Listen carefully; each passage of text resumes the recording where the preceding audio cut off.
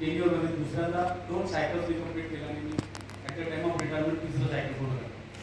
पहिलं सायकल हे ऑब्जेक्टिव्ह होतं, दुसरं सायकल हे सब्जेक्टिव्ह होतं आणि दुसरं हे हायब्रिड होतं, म्हणजे ऑब्जेक्टिव्ह आणि सब्जेक्टिव्ह.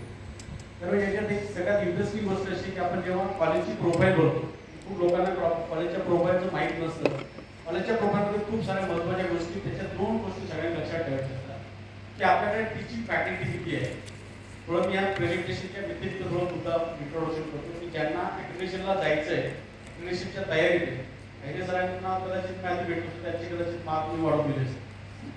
त्याचं कारण सांगतो कारण क्वांटिटिव्ह ॲनालिसिसमध्ये आणि क्वालिटेटिव्ह ॲनालिसिसमध्ये तुम्हाला पहिला जो ए पार्ट आपला आहे तो आपला ॲक्रिडिशनची आपली कॉलेज प्रोफाईल जी आपण बघतो त्याच्यात खूपदा आपल्याला माहीत नसतं की आपण जे आपण भरतो प्रोफाईल, तो त्या प्रोफाईलचं जे सगळं रिफ्लेक्शन असतं ते सगळ्या प्रत्येक क्वांटिटिव्ह मॅट्रिक्सला त्याचं रिफ्लेक्शन असतं. ते रिफ्लेक्शन असं असते की तुम्ही एखादा क्रायटेरिया भरला, बऱ्याच लोकांना माहीत नसतं. आपण जेव्हा SSR भरतो त्यावेळेला आपला एखादा जर मुद्दा भरला गेला तर त्या ठिकाणी एक रिझल्ट येतो, तुमचा स्कोअर येतो. त्या तो स्कोअर कशाची निगडीत आहे माहिती आहे, काहीतरी आकडा दिसतो आपल्याला.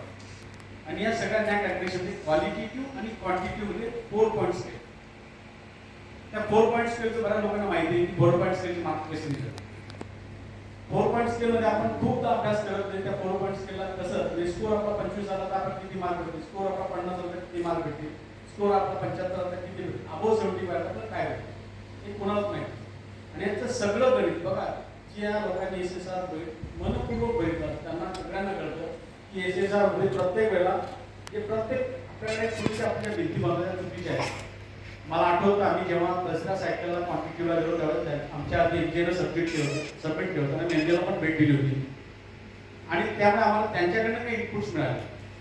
या आपली चूक काय करतो आपण, मी माझं करून घेईन आणि माझ्या सगळ्यात मोठा ड्रॉबॅक आपला असा आहे की माझं दडगावचं कॉलेज आहे, मला मी माझं लोकांना काय दाखवू, माझं सगळं उघडं होऊन जाईल, असं अजिबात नसतं. प्रत्येक कॉलेजमध्ये त्याचं इंडिव्हिज्युअल मोठं पोटेन्शियल असतं, ते आपण हिडन करतो. आणि मी मुद्दाम आज मी माझं नका म्हणतो त्याचं कारण असं आहे की ह्या तिसऱ्या क्रायटेरियामध्ये तुम्ही त्याचं टायटल जे वाचलं ते एकदम विचित्र वाटतं, रिसर्च अँड एक्सटेन्शन.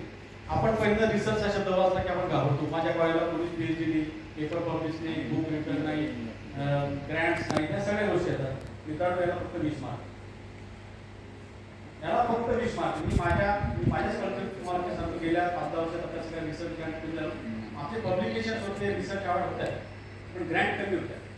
पण मग त्याला जर ओव्हरकम करायचं तर उरलेले 80 मार्क माझ्या हातात होते, त्याच्यासाठी मी मेहनत घ्यायला पाहिजे. पहिला प्रश्न जो क्वालिटेटिव्ह आहे तो मी लिहिलाच मुद्दाम लिहिला. मी आधी क्वालिटेटिव्ह मी काय केलं, डमी मॅटर टाकून दिलं काय ते, म्हणजे लिहिल्याने काय ते जात नाही पुढे. तो क्वालिटेटिव्ह क्वेश्चन लिहिल्याच्या मला पुढे जाता येईल. मी क्वालिटेटिव्ह काय ते गव्हर्नमेंट काय ती माहिती NCC अदर मी भरून टाकले आणि पुढच्या ग्रेडला गेलो. माझं लक्षात असेल की पुढच्या क्वांटिटी होती, म्हणजे NSSने किती कार्यक्रम घेतले. आता पुढचा जो treatment number of awards and recognition असं या गोष्टीमध्ये थोडं आपण मागे पडतो. कारण हे सगळे नॅशनल लेवलचे इंटरनॅशनलचे अवॉर्ड दिले. NSS मध्ये आपल्याला अवॉर्ड मिळू शकतात, काही प्रमाणात ते जे आपण क्लेम केलं आपल्याला त्या ठिकाणी अवॉर्ड्स मध्ये थोडंसं आपण त्यांनी स्ट्रिक्ट क्रायटेरिया ठेवला आहे. आपण काय करतो, आपल्या गल्लीमध्ये कोणी सत्कार केला, मला आता शिक्षक मंडळाचा अवॉर्ड टाकून दिला, तो चालतो त्याला नॅशनल आणि इंटरनॅशनल लेवलचाच लागतो. म्हणून त्या ठिकाणी आपण थोडं माहिती भरताना सुद्धा आपल्याला काही रिव्ह्यू वगैरे काही गडबड होण्याची काळजी घ्यायची, त्यामुळे ते अवॉर्ड भरताना काळजी घ्या. तिसरा 3.3 आणि ते स्टुडंट क्रायटेरिया तेव्हा नंबर ऑफ एक्सटेन्शन ऍक्टिव्हिटी तो 20 मार्काचा विषय. आता मला NCC, NSS, रेड क्रॉस, YRCच्या सगळ्या ऍक्टिव्हिटीज आपण काय गडबड करतो त्या ठिकाणी. खरं म्हणजे पहिल्यांदा बऱ्याचशा महाविद्यालयामध्ये आपण जसं एरिझन म्हटलं की आपण डॉक्युमेंटेशन आपण करतो. आणि आता तुमच्यासाठी खूप चांगली गोष्ट अशी झाली आहे की प्रत्येकाच्या मोबाईलमध्ये आता जिओ टॅग आहे. तो जिओ टॅगचा फायदा असेल की मी आज झाड लावलं, जिओ टॅगचा फोटो अशा तारखेला ऍक्टिव्हिटी मला तो तारीख रेकॉर्ड होतो. म्हणजे डेटा ऑटोमॅटिक आपल्याला रेकॉर्ड होतो, तो फक्त आपण कसा क्लब करायचा ही आपली जबाबदारी. खूप साऱ्या इतक्या N नंबर ऑफ ऍक्टिव्हिटीज आहेत. या N नंबर ऑफ ऍक्टिव्हिटी माझ्या काळात कॉलेजचा स्कोर हा 73 आला, म्हणजे मला 3 पॉईंटच्या वरती मार्क मिळाले.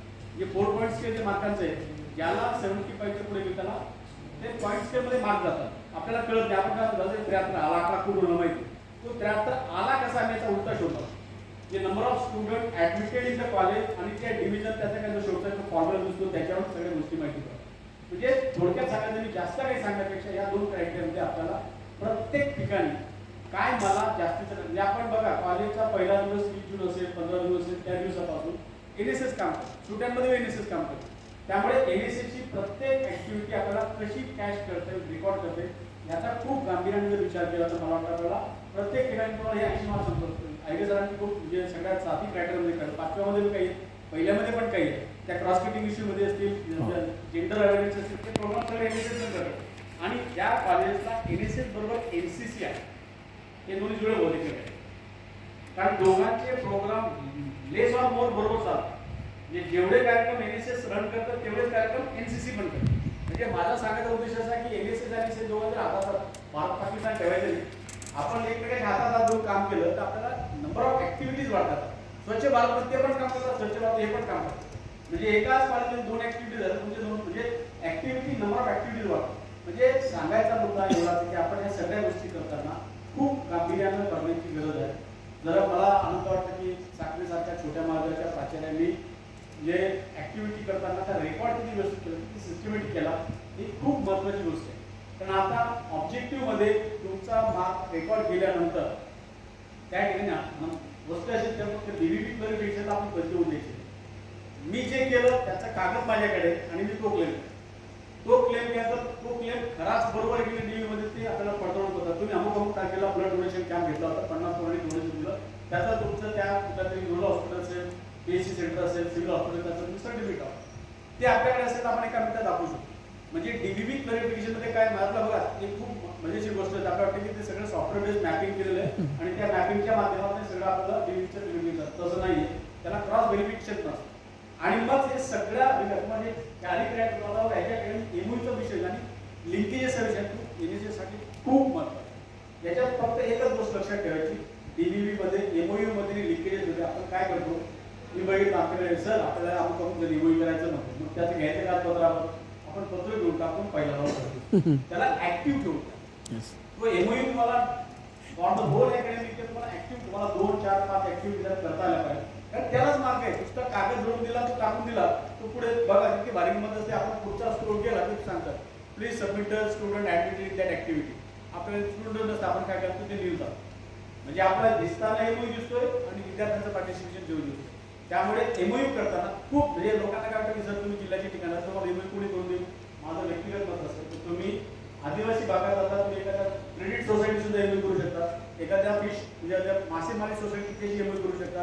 म्हणजे बॉटनीचा माणूस, झुलाचा माणूस, इकॉनॉमिक्सचा माणूस, पॉलिटिक्सचा माणूस, STचा माणूस कोणीही MOU करू शकतो. आणि त्या अनुषंगाने आपण ऍक्टिव्हिटीज रन केल्या तर मला वाटतं या ठिकाणी 10 मार्क म्हणजे मुद्दा असा की 100 मार्कांचा तिसरा क्रायटेरिया त्याच्यात तुमच्या हातात तुम्हाला जे जास्तीत जास्त टाकता येईल.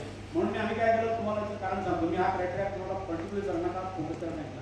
आमच्याकडे या क्रायटेरिया आम्हाला A ग्रेड मिळेल, A+ मिळेल. आणि आमच्या रिसर्चच्या त्या मी सकाळी बसलो की 10 गोष्टी शोधून जातो. संध्याकाळी सर तुमचे 10 कार्यक्रम मला दिसले, त्याचे कागद मला सापडत नाही, मला उद्या सकाळी कागद ऑफिसला आणून द्या, ते स्कॅन करा, अपलोड करा. काही त्याच्याकडे कागद होते तो सर हे कागद लागतात ते मला माहित नव्हतं आणि पहिल्यांदा ऑब्जेक्टिव्हला गेलो. त्यामुळे विषय असा आहे की आता ज्यांना पुढच्या ऍक्रेडिशन सायकलला जायचं, माझी सगळ्यांना महत्त्वाची विनंती अशी की प्रत्येक जण त्या नॅकच्या भीतीपोटी सगळे घाबरतात. माझी प्रत्येकाला विनंती अशी पहिला क्रायटेरिया तुमचा काय आहे, जे MJ कॉलेज शिकवेल, जे JEE कॉलेज शिकवेल ते दळवा कॉलेज शिकवणार. करिक्युलम प्लॅनिंग अँड इम्प्लिमेंटेशन आमच्यापेक्षा तुम्ही काय वेगळं करता. तो 100 मार्काचा क्रायटेरिया तुम्ही लढवा, तुमची ताकद तिथं मार्क मिळतील. दुसरा क्रायटेरिया जवळपास 400 मार्कांचा आहे टीचिंग लर्निंगचा. कुठलं कॉलेज शिकवतील पूर्ण पास करतील असं कुठंच कॉलेज होऊ शकत नाही. त्याच्या आपला ऍप्लिकेशन निकाल लागणार ते जर व्यवस्थित बनलं तर तुम्हाला मार्क मिळतील. तिसरा क्रायटेरिया मी तुम्हाला हा सांगतो. चौथा तुमचा हे इन्फ्रास्ट्रक्चरचा त्या ठिकाणी तुम्ही काही प्रमाणात वीक व्हा. पाचवा तुमचा स्टुडंट सपोर्ट प्रोग्रेशनचा त्या ठिकाणी तुम्हाला ज्या गोष्टी तुमचे निकाल आहेत, स्कॉलरशिप्स आहेत, अदर ऍक्टिव्हिटीज त्याच्यात एक महत्त्वाचा भाग होतो गॅदरिंग. खूप सारे कॉलेजेस गॅदरिंग घ्यायला तयार होते. जाऊ दे मागणी कोण पडतं. अरे त्या गॅदरिंगच्या किती मुलांनी पार्टिसिपेट झाला हा आकडा टाकला तुमचा रिस्पॉन्स होतो. म्हणजे रिस्पॉन्स हा टोटल ऍडमिटेड स्टुडंट और activity conducted by the college वरती डिपेंड आहे. त्या 4 पॉईंट्स तुम्हाला मार्क मिळतात. त्यामुळे आपण सगळ्यांनी काळजी घेतली. 5वा क्रायटेरिया आहे. 6वा तुमचा काय विषय असतात काय करतो IQC रिलेटेड. त्यामध्ये IQC मध्ये आपण ज्या काही ऍक्टिव्हिटीज केल्या त्याच्यातही काही प्रमाणात विद्यार्थ्यांच्या काय फॅकल्टीच्या, नॉन टीचिंगच्या, तुमच्या LMCच्या आहेत, त्या ठिकाणी तुम्ही त्या बेस्ट प्रॅक्टिसेस आणि त्याच्यात सगळ्यात महत्त्वाचं होतं इन्क्रिमेंटल ग्रोथ. म्हणजे 6व्या पॅटर्नमध्ये इन्क्रिमेंटल ग्रोथ तुम्ही काय केला हे पण तुम्ही जर लक्षात ठेवलं, मला वाटतं तुम्हाला 7व्यामध्ये थोडा किचकट आहे. म्हणजे आता मी पुढचा 7वा पॅटर्न आहे, त्या 7व्यामध्ये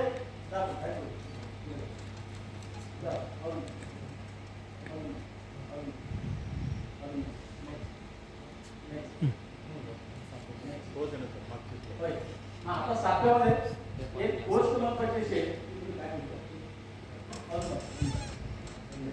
पण ठीक आहे, या 7व्यामध्ये गंमत अशी झाली आहे की मार्क छोटे छोटे पण माहिती खूप आहे. डिस्क्रिप्टिव्ह 7.11 पासून तर 7.11 पर्यंत मार्क 1 2 3 5 4 असे 12 म्हणजे थेंबे थेंबे तळ झाले. म्हणजे या क्रायटेरियामध्ये सगळ्यांनी जर थोडं काळजीपूर्वक बघितलं, मला एकच म्हणायचं की एक इंग्रजीचा मास्टर पकडायचा आणि प्राचार्य धरून करायचं, किंवा दुसरं ज्याला ट्रान्सलेशन डिक्शनरी घेतली, ज्यांना 8 पॉवरची प्राधान्य काही गाडी करायला कारण डिक्शनरी घ्या. प्रत्येक शब्दाचा तुम्ही शब्दाला उत्तर सांगा. ग्रीन प्रॅक्टिसेस मध्ये मतलब तुम्ही जर तुम्ही अमुक केलं ढबू केलं, माझ्याकडे एक ग्रीन ऑडिट आला, तो म्हणजे सर तुमच्या बाजूला ग्रीन ऑडिट करून देऊ, काय किती होईल तुम्ही 2 लाख तुला कुठून देऊ तो ग्रीन ऑडिटला. मग माझ्या डोक्यात काय बटाटा नाही का ग्रीन ऑडिट कसं काय, सोप्या गोष्टी. ग्रीन ऑडिट मध्ये तुम्हाला इतक्या सगळ्या एन्व्हायरमेंटल फ्री गोष्टी करण्याची that comes under the green. हे तुम्ही मुलांना सायकल सांगितलं ते ग्रीन ऑडिट, तुम्ही प्लास्टिक फ्री कॅम्पस केलं ते ग्रीन ऑडिट, तुम्ही डिजिटल वापरलं ते ग्रीन ऑडिट.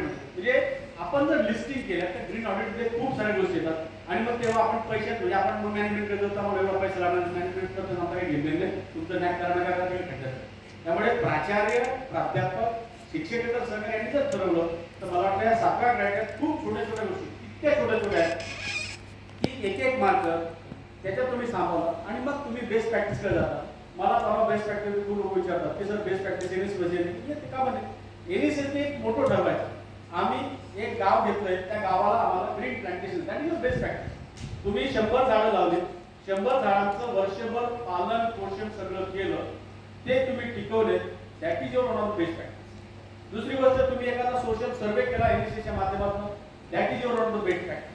म्हणजे आपण काय करतो की सर बेस्ट प्रॅक्टिस कशा म्हणजे परवा मी काय कार्यक्रम बसतो ते थोडं डोकं प्राचार्य उघडलं होतं. आमच्याकडे त्याचा कार्यक्रम झाला पण तो ग्राहक मंचाचा. आता ग्राहक मंचाचा कार्यक्रम हा बेस्ट प्रॅक्टिस येऊ शकतो.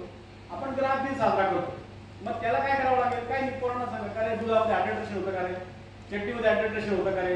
म्हणजे आपल्याला ग्राहक मंचाच्या माध्यमातून या गोष्टी पब्लिक कम्युनिटी आउटरीचमध्ये करायच्या.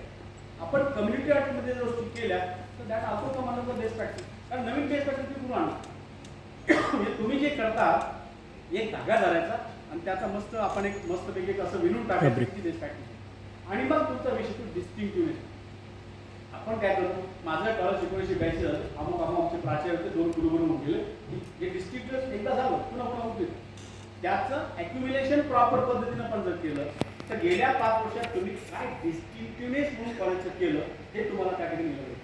म्हणजे एनएसएस मध्ये ज्या चांगल्या ऍक्टिव्हिटीज केल्या असतील, एनसीसी मध्ये केल्या असतील, कल्चरल मध्ये केल्या असतील, स्पोर्ट्स मध्ये केल्या असतील, या सगळ्या गोष्टी आपण ॲक्युम्युलेट जर केल्या तर आपल्याला बेस्ट प्रॅक्टिस मध्ये सुद्धा चांगलं लिहिता येतं. आणि मला असं वाटतं की नॅकच्या बाबतीत माझ्या सगळ्या प्राचार्य मित्रांना विनंती आहे, मी SSR लिहायला की मी IIQ जे असं मिळतो तुम्हाला केल्याने सांगावं वाटतं, खूपदा IIQ सुद्धा आपला अप्रूव्ह होत नाही. एकदम मजेशीर IIQच्या बाबतीत आपल्याला 2 भांडे चालले आहेत. आपण प्रोफेशनल मध्ये म्हणतो का नॉन प्रोफेशनल मध्ये म्हणतो. आमच्याकडे छोटंसं एक पिल्लू होतं MCMचं मागे, मॅनेजमेंट दादा एकदम भारी बनवलं होतं. MCM टाकून एका प्राचार्याने टाकून दिलं. तर तिकडे नॅकची क्युरी काय MCM हे प्रोफेशनल मध्ये तुम्ही AICTE परवानगी घेतली का. एकदम इंटरेस्टिंग किस्सा झाला. पुणे विद्यापीठात आपले सगळे गेले 5-7 लोक आम्ही पाहून ठरवत होतो की आम्हाला MCA द्या. पुणे विद्यापीठाने थोडं लिबरल लावून सगळ्या कॉलेजला MCA देऊन टाकलं. बारामतीच्या TC बोराला MCA दिलं. त्यांचा 6 महिने IIQ वर रखा. MCA ते AICTE अंडर येतं, तुम्हाला ॲप्लिकेशन विद्यापीठ कसं नाही. मग ते काय सांगितलं, तुम्ही MCA बंद करा, ते त्यांना डिॲफिलिएट करा किंवा तुम्ही AICTE ॲप्लिकेशन. म्हणजे तो प्राचार्य नॅक पुरं करेल तर त्या AICTE मागे लागून त्या MCAचं ॲप्लिकेशन देईल. हे खूप सिरियस प्रश्न आहे. त्यामुळे आपण थोडंसं IIQ बद्दल जरा बघा. कारण आमच्या माझे मित्र दिलीप DR पाटील सर त्यांचा हाच MCMचा विषय झाला. कारण यांनी काय डोक्यात ताण करून MCM टाकून दिलं म्हणजे ते आपल्याकडे MBM झालं आहे. MCM टाकल्यामुळे त्यांचा IIT जवळ 3 महिने अप्रूव्ह झाला. त्याच्यात खूप गोंधळ झाला. म्हणजे आपल्याला माझं म्हणणं असं आहे की ज्या कॉलेजेसचं ॲक्रिडेशन ड्यू कोर्समध्ये येणार आहे त्या कॉलेजेसनी एक क्लस्टर ग्रुप करावा त्या ग्रुपमध्ये बघा माझं स्पष्टमध्ये मी काही किती मोठे टीम मारली तर मला जितके मार्क नक्की मिळणार आहेत त्यात तुम्ही मी काय बदलू शकतो. त्याने काय फरक आहे क्वांटिटी मध्ये तुमच्याकडे बाप दाखवून सार्थकाची किंमत आहे. कागद असेल तर मार्क मिळतील तर मार्क मिळणार. क्वालिटेटिव्ह मध्ये तुम्ही काही थोडंफार मारून द्या कारण क्वालिटेटिव्ह 30% तुमची कमिटी येते. आणि याच्यात लक्षात कमिटीमध्ये सगळ्यात मी तुम्हाला मी जे पहिल्या कॅटेगरी पहिला क्वालिटी का सांगितलं त्याचं कारण सांगतो. क्वालिटेटिव्ह मध्ये जेव्हा पीएमटी कॉलेजला व्हिजिट करते त्यावेळेला तुम्ही जे क्वांटिटिव्ह मध्ये क्लेम केलेलं आहे मी सांगितलं माझ्याकडे 40 पेपर कम्प्लीट झाले तो तुम्हाला पेपर मागे कारण तुमच्या क्वालिटेटिव्ह म्हणजे क्वांटिटीचा संबंध क्वालिटेटिव्ह कुठे डायरेक्ट म्हणजे तुम्ही जे 30 मार्क येतात नाही आम्ही बघून घेऊ कमिटी मॅनेज करून घेऊ कमिटी पण त्या ठिकाणी त्याला ऑब्जेक्शन लिहू शकतो. तुम्हाला कदाचित माहीत नसेल आमच्या पहिल्या सायकलमध्ये आम्ही जेव्हा ऑब्जेक्टिव्हला गेलो ते लोकांना मला माहीत नाही आपल्या महाराष्ट्रातलं अत्यंत नावाजलेलं कॉलेज राजर्षी शाहू लातूरचं त्याची ग्रेड काय मी अनालिसिस पण केलं पूर्ण महाराष्ट्रात म्हणजे भारतात अनालिसिस केलं जे जे A++ कॉलेज त्याचे सगळे B+ खाली आले त्यामुळे क्वांटिटी उलट माझं उलट पण मध्ये काही कॉलेजेस B+ हे A++ पण झाले म्हणजे आपल्याला ऍडव्हान्टेज आहे क्वांटिटिव्ह अनालिसिस मध्ये तुम्हाला जर चांगल्या पद्धतीनं हे करता आलं